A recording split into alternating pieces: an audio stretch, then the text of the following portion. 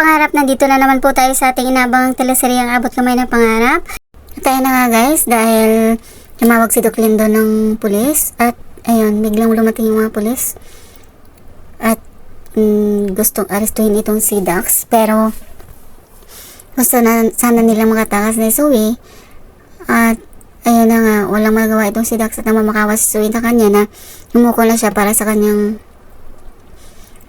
magiging baby, pero parang ayaw talaga ni Dax. At ayun na nga, ginawang hostess niya si Doc Annalyn at nakita ni Annalyn sana na ibaba na sana ni Dax yung kanyang baril, pero itong si Dr. Carlos talagang nakisawsaw doon at may inutusan itong tao para barilin itong si Dax. At I'm sure yun ang nakabaril kay Dax, kung kaya sinabi ng pulis na nagpaputok daw itong si Dax, kung kaya binaril din siya ng pulis. At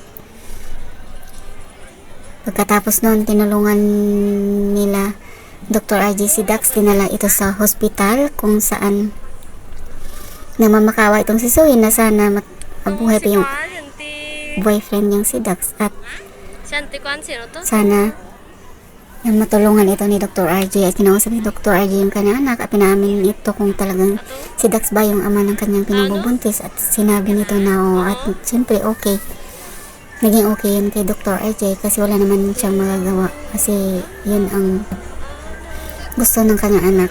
At itong Giselle naman gusto niyang isama sa si Zoe na ipakulong dahil daw na kasabot daw ito ni Dax dahil tinutulungan pa niya itong makatakas silang dalawa. Pero sinabi din ni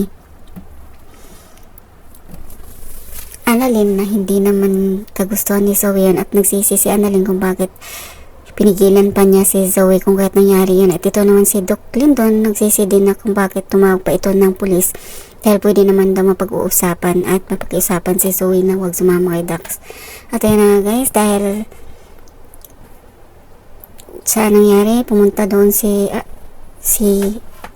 Harry at kinamusta yung kanyang kapatid na si Zoe. Siyempre hindi alam yun ni Harry na kapatid niya si Zoe, at ayun, concerned din siya dito. At ayun, nakita niya si Dax na gumising na, pero may konting biglang parang nag-iba yung pakiramdam nito. At ayun, nagsisigaw si Zoe ng tulong at tinawag niya kanyang ama at sinabing tulungan si Dax. Pero kahit tinulungan na nila Doc Annalyn at Dr. RG, hindi pa rin nakasurvive itong si Dax, mo kaya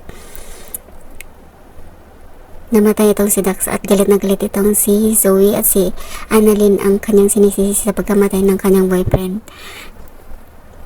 At paglabas daw ng kanyang baby, si Annalyn daw yung bahalang magsabi sa anak niya kung paano namatay yung kanyang tatay. At ayun na nga guys, abangan niyo ang mga susunod ng manata. Please don't forget to like, subscribe, and press the bell button for you to notify on my next video. Thank you so much guys, and bye!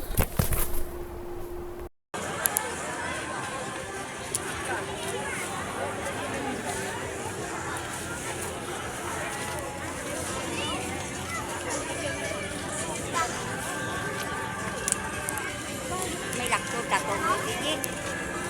May lakto dandi.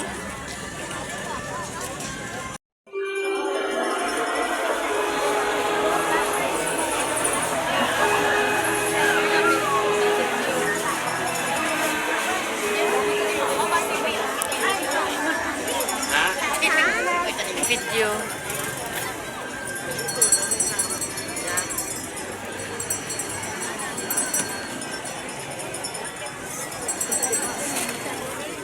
Init na kaya.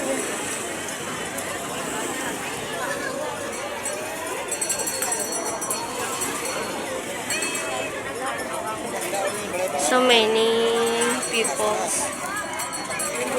Hindi si Delia. Hindi liyato ka go. May gaon ulit.